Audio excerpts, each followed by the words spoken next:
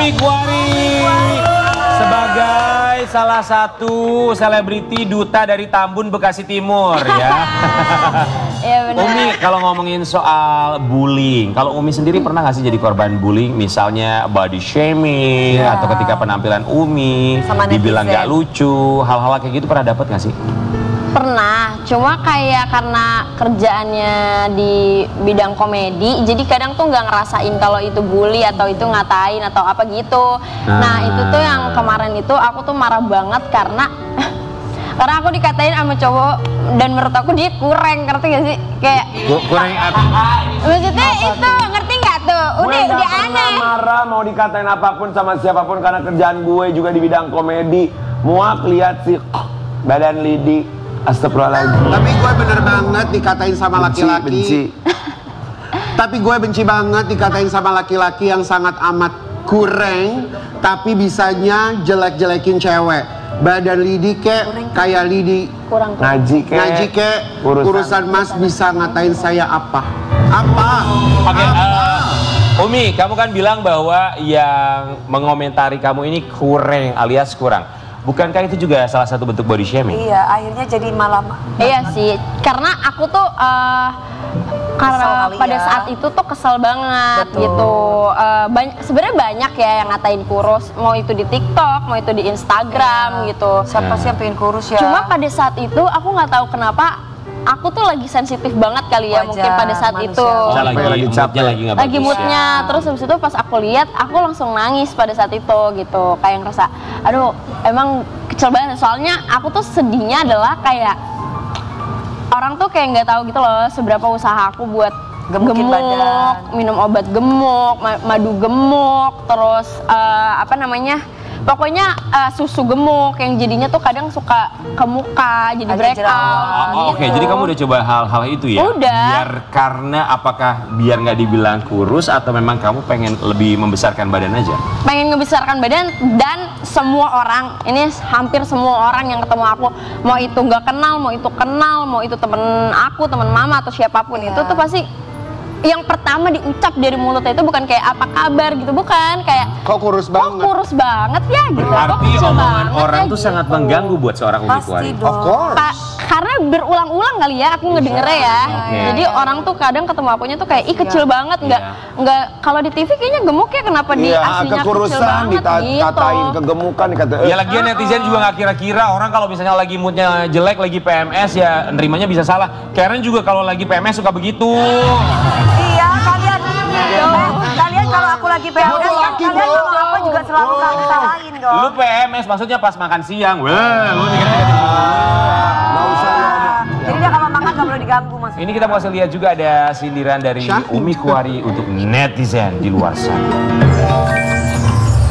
Kata orang-orang kalau tiap ketemu gue, kenapa sih Mi badannya segitu-segitu aja, langsing banget, padahal ngatain kurus.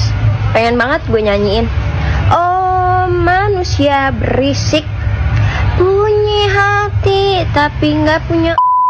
Mana gue tahu badan gue segini-gini aja. Tolong kok endorse saya nggak tahu ini saya cacingan apa emang kurus nih. Saya juga bingung. Umi Kuari, setiap kamu ngebaca kolom komentar netizen, komen-komen yang mungkin bisa ngena di hati, kepikiran buat kamu tuh apa dalam pikiran kamu? Maksudnya apa yang aku rasain pada saat dibully gitu?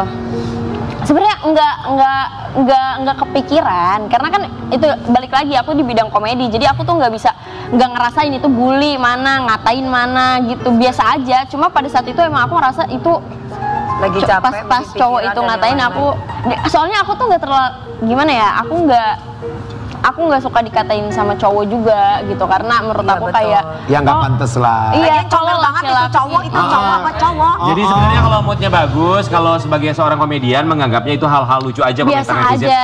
Wih, jadi komedian Dewi, beneran Dewi. Biar kamu menganggap komentar tuh lucu-lucu gitu, nggak marah-marah. Enggak, aku jadi penyanyi udah ditakdirkan begitu. Iya. Masya Allah. Tapi buat Umi Kuari sendiri, kita mau kasih lihat ini ada satu artikel buat kamu ya. Tolong kamu klarifikasi dan juga tanggapi. Tengah naik daun. Ulang. Tengah naik daun, Umi Kuari ungkap pernah dicibir karir tak berkembang. Tuh kan, ada aja lu yang dikatanya. Ini yang ngomong netizen yang ngomong. Enggak, kalau ini waktu itu temen. Siapa? Artis juga, bukan? Kok teman bisa menjatuhkan teman? Spill dong. Jadi mungkin dia tuh bercanda atau kayak dia punya niatan lain buat ngemotivasi, cuma penyampaiannya tuh beda. Penyampaiannya tuh julid, ngerti gak sih? Ya. Kayak kan ada ya orang yang nyampein tuh emang motivasi, ada yang Coba kayak julid kalimat gitu. dan intonasinya seperti Iya, apa? contohin. Ini kayak waktu itu jadi ada audisi lawak gitu. Nah aku tuh udah diundang sama audisi lawak itu buat jadi bintang tamu. Berarti aku nggak usah ikut audisi dong, Yes. dong gitu. Terus abis itu dia nanya, lo nggak ikut audisi lawak itu? Enggak, gue nggak ikut. Terus aku belum ngasih tahu aku jadi bintang tamunya. Terus pas itu dia bilang gini, sosok nggak ikut, padahal juga karir di situ-situ aja gitu. Akhirnya setelah kamu jadi bintang tamu, dia responnya gimana? Ya dia say sorry gitu. Artis sorry. bukan? Bukan. Oke, say Komedian sorry juga. Say sorry sambil bilang biar silaturahmi nggak putus, pinjamlah 100, bilang gitu nggak? Orang kalau udah terkenal mah bener dideketin, kalau belum Iya. terkenal Iya, giliran. Kalau lagi naik aja semua memuja-muja. Bener. Tapi kalau udah giliran, udah turun, semua menghina, bahkan melihat aja tidak. bener, dicari kesalahannya. Oke, Dicari kesalahannya Gitu. terus sampai diinjek-injek. Umi Kuari, silakan. Apa yang mau disampaikan untuk netizen? Apa ya? Semoga netizen lebih bijak aja berkomentar, lebih dijaga jari-jarinya gitu. Nanti Karena giliran dibalas kita pilih iya, karena kalau dibales nanti kiranya kita sebagai public figure nggak nerima konsekuensinya gitu. Padahal kan kita juga sebagai public figure kan manusia ya gitu. Oh oke ya, tapi buat Umi Kuari, ingat, semakin tinggi pohonnya semakin kencang anginnya ya. Dan kalau ngomongin soal karir Umi Kencang angin Kuari sih nggak apa-apa, yang penting banyak yang sekarang ini karirnya sedang naik daun, ada yang berhasil ia wujudkan bagi keluarganya. Ini kita kasih. Potret rumah Umi Kuari, mantan artis Lenong Bocah kini punya banyak aset di usia 22 tahun. Ada perusahaan, ada pabrik, ada uang. Enggak, sampai perusahaan sampai pabrik kata dia. Ini rumahnya yang kita dengar yang 750 meter persegi yang di daerah Menteng itu ya? Amin, amin ya Allah. Bener ya? Amin. Enggak, belum rumah mah. Tahun depan. Amin. Belum, berarti lagi nabung ya. Iya. Jadi gimana nih cerita tentang rumah ini? Oh, kalau rumah belum. Emang lagi nabung aja buat aku, buat mama, buat papa. Jadi pengennya di usia nanti 25 atau 30 tuh udah punya semuanya. Lalu jadi tadi, tinggal ngejalanin semua. Lalu tadi artikel berbicara aset apa yang Anda miliki? Aset bergerak, tidak bergerak, aset kan bisa juga mobil, kendaraan. Aset kan buat ini, investasi, tabungan, segala macam kan. maksudnya Aseton aset itu aset buat kuku. Apa? Aset Asetnya apa? aja? Ayo jawab. Apa ya, kemarin baru alhamdulillah baru kebeli mobil. Bravo. Gua yakin dia pasti beli mobilnya Karen Delano kemarin yang hilang lebih murah harganya. Kan udah balik kan? Udah balik Belum alhamdulillah. balik masih, tapi orangnya udah mobilnya- ketangkep. Udah, alhamdulillah. Mobilnya, tapi nggak tahu nanti jual sama siapa. Doain ya bisa beli mobil lagi. Semoga nggak ketahuan nih itu mobilnya di rumah gue.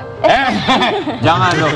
Umi, tapi mobil berarti sudah kebeli ya? Mobil udah kebeli. Kalau mobil sendiri ini dipakai buat kamu atau kamu Mama. kasih buat orang tua? Sebenarnya ini impian mobil aku sama mama, jadi dipakainya berdua. Jadi kalau mama mau pergi boleh pakai mobilnya, aku juga kalau mau pakai ya pakai. Belinya Jadi cash dia gak? Cash apa kredit? Cash, Cash apa kredit? Cash. Hebat. Cash. Apa sih? Ada mamanya yang mana? Ini mamanya ya? Ini, mama, ayo mama, ayo. Sini, Ma, sini, Ma. Oh, ini Ayo, mama. Mas, coba. Ayo, Maru. Buktikan nyata. Ya Allah, mama luar biasa sekali. Nih, sobat Abiar. Mamanya Umi Kuari. Sini. Sehat ya mama ya. Mama, ini mah pakai WHM biar kedengaran suaranya. Mama Duduk, Ma. duduk sini. Kaya banget. Duduk sampingnya Umi. Nah. Boy, kamu sebelah sini, Boy. Boy. Mamanya Umi Kuari, selamat pagi. Coba Mama cerita sama kita ngelihat karirnya Umi. Kita kan tahu dari zaman dulu Lenong Bocah ya. Terus sekarang karirnya makin Alhamdulillah. terus. Kalau Mama ngelihatnya gimana? Alhamdulillah, syukur. Dideketin mah? Berkat perjuangan saya selama ini. Berkat perjuangan mama selama ini. Ya, Umi Umi memang dari dulu kepengen aku harus jadi artis. Jadi aku terus kejar sampai benar-benar perjuangan aku. Benar-benar perjuangan aku. Jadi Umi dari kecil emang pengen jadi artis? Iya. Dari kecil. Itu ya. Terus aku sampai kayaknya nggak mungkin deh, Dek. Kenapa nggak ada perasaan tidak mungkin? Karena udah sejauh ini terus kan kena COVID juga kan.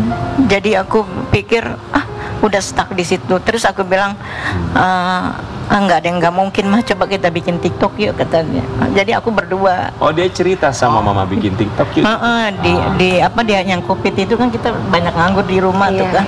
Akhirnya bikin tuh. Akhirnya alhamdulillah ya doa kita ya terkabul dengan TikTok itu. Ikhtiarnya Umi, doanya mama. Iya. Alhamdulillah. Mama harapannya kalau buat Umi apa? Silakan dilihat dong Umi. Nih sehat. Umi yang nggak putus-putusnya ngasih doa buat seorang Umi untuk kelancaran rezeki dan juga pekerjaannya. Mama. Iya, tapi emang menurut aku ya, bisanya aku sampai ada di titik ini, apa pencapaian aku, rezeki yang nggak pernah putus menurut aku, selalu ada lagi, selalu ada gantinya. Itu tuh semua menurut aku dari doa mama.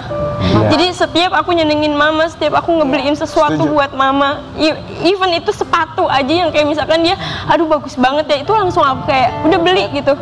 Aku nggak tahu ya rezekinya dari mana, mungkin kayak kadang aku ketakutan, nggak ada kali ya, mahal banget lagi, ntar gantinya dari mana ya, tapi kontan dibayar sama Allah tuh pada hari itu. Itu adalah janji dari Allah SWT. Mama dipeluk dong, nangis nih mama. Emang menurut aku ya anak-anak di luar sana tuh yang masih punya ibu tuh harus banget dimuliain ibunya, karena ladang rezekinya, ladang pahalanya tuh ada di ibu gitu. Mama selalu ngajarin kalau nanti mama nggak ada, udah nggak ada lagi yang ngedoain ada gitu. Betul. Takutnya rezekinya juga udah nggak ada lagi kebahagiaan itu ya. Iya, kita punya banyak uang kalau nggak ngasih ke orang tua dan ibu juga bingung gitu buat siapa. Setuju.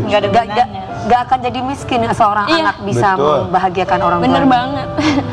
Buat Umi, kita ikut bahagia atas pencapaian kamu. Semoga karir kamu bisa terus lebih baik lagi, bisa membanggakan mama tercinta. Gimana mau tumbang? Ada penguatnya. Iya bener. Betul. Jadi jangan pernah takut omongan orang. Iya. Persaingan di luar sana. Persaingan di luar sana, selama ada ibu yakin. Selama dua hal, ikhtiar, usaha, dan juga doa dari diri sendiri, apalagi doa dari orang tua. Kita akan kembali sesaat lagi, tetap di Pagi Pagi.